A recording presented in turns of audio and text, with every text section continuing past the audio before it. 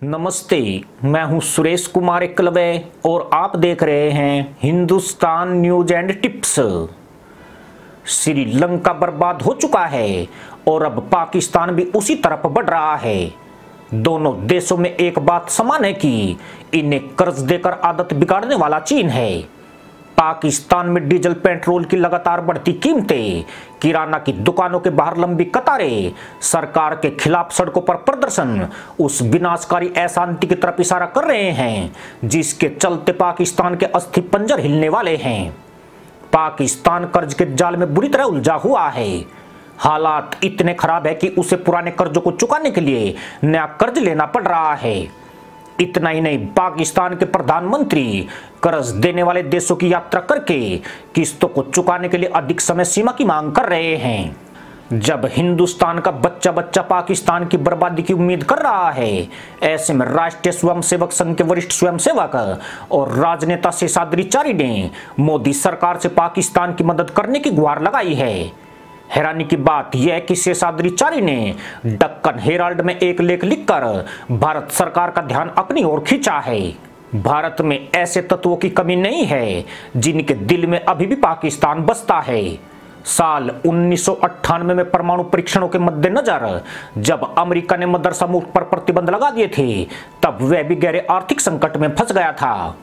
उसकी अर्थव्यवस्था पूरी तरह डावाडोल हो गई थी और 2008 में आई वैश्विक मंदी ने उसे भी पूरी तरह हिलाकर रख दिया था।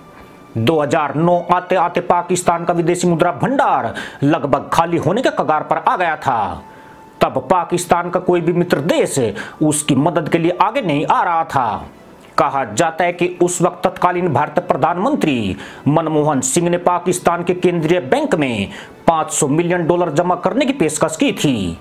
अगर गहनता से विश्लेषण किया जाए तो पाकिस्तान आज जिस स्टेज पर खड़ा है, उसे यहां तक लाने में साल 2014 से ही मोदी सरकार की कड़ी मेहनत है। अगर पाकिस्तान को दुनिया में अलग थलग नहीं किया जाता तो वह आज भी भारत पर गुर्रा रहा होता। इतना ही नहीं, जम्मू कश्मीर से धारा 370 भी नहीं हट सकी होती। सऊदी अरब, संयुक्त अरब अमीरात के उसके एटीएम दोस्त ऑन होते और अमेरिका धड़ाधड़ उसके ऊपर डॉलर की बरसात कर रहा होता। यानी पाकिस्तान की बर्बादी की पहली वजह उसका दुनिया में आइसोलेट होना बना है, जिसके लिए मोदी सरकार की कूटनीति की जितनी प्रशंसा की जाए वह शायद कम ही पड़ेगी। पाकिस्तान की बर्बादी की दूसरी वजह उसका भारत विरोध और भ्रष्ट राजनेता है। अपने राजनेताओं की तरह मदरसा पैदाइश भी उतनी जिम्मेदार है। इस्लाम के नाम पर गधैया नृत्य करते इनके घुटने अबाकर थके हैं। इस थकान का कारण भी राजनेताओं की मानसिकता नहीं है, बल्कि रोटी दाल, बिजली, महंगाई और बेरोजगारी ने इनकी कमर तोड़कर रख दी है। जिस दिन इन्हें पेट भरने को रोटी मिल गई, यह फिर से भारत के सामने दुम उठाकर खड़े हो जाएंगे। पाकिस्तान में बसने वाली यह एक ऐसी गद्दार कौम है जो अपनी मां तक की सगी नहीं है और बात की जा रही है पाकिस्तान को मदद करने की। दक्षिण एशिया के सबसे खटारा देश में ज्यादातर नीतियां भारत के खिलाफ बनती है।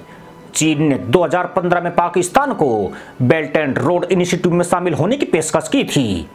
पाकिस्तान BRI से सिर्फ इसलिए जुड़ा कि इससे उसे अरबों डॉलर का फायदा होने के साथ POK को भारत से बचाने में सहयोग मिल जाएगा। चीन का BRI POK से होकर गुजरता है। इतना ही नहीं, पाकिस्तान को लगा कि वह चीन के दम पर हिंद महासागर तक पहुंच के लिए गवादर पोर्ट पर मजबूती हासिल कर लेगा। हालांकि 2022 आते आते पाकिस्तान के मंसूबे तो पूरे नहीं हुए, बल्कि चीन ने उसे आर्थिक गुलाम जरूर बना लिया। पाकिस्तान जिस परियोजना को गेम चेंजर कहता था, वह ब्लेम चेंजर बनकर रह गई और मदरसा मुल्क के तमाम राजनेता सेना भ्रष्टाचार के आरोपों में जकड़ गए। चीन जानता था कि यह टुकड़ा खाऊ कुकुर है, इसलिए उसने एक सीमा तक अपनी आंखें बंद रखी थी। फिर जब यह लगा कि अब वह सौदेबाजी की स्थिति में आ गया है, तो उसने गवादर पोर्ट अपने अधिकार में ले लिया। अब हालत यह है कि एक ही थैली के चट्टे बट्टे पाकिस्तानी नेता एक दूसरे को भ्रष्ट बताकर तशरीफ बजा रहे हैं। श्रीलंका की बर्बादी का कारण भी चीन से अंधाधुंध कर्ज और भ्रष्टाचार ही बना है। पाकिस्तान भी उसी का अनुसरण करते हुए इस मुकाम पर पहुंचा है।